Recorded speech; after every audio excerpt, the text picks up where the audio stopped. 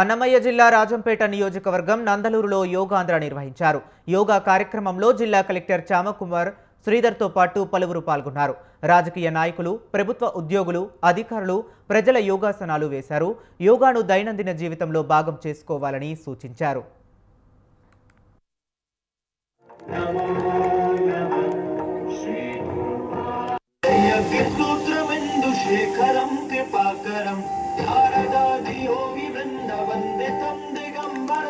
काशिकापुराधिनाथ कालभैरवं भजे।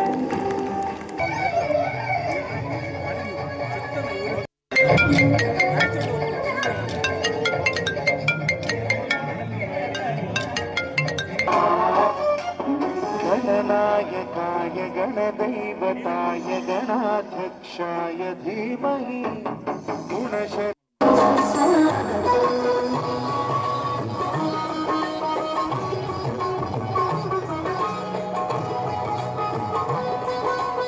మన రాష్ట్ర ప్రభుత్వం నిర్వహిస్తున్నటువంటి యోగాంధ్ర ఈవెంట్ని ఈరోజు సుమారు 1000 మంది కలిసి ఈ ఆలయంలో జరుపుకున్నాం.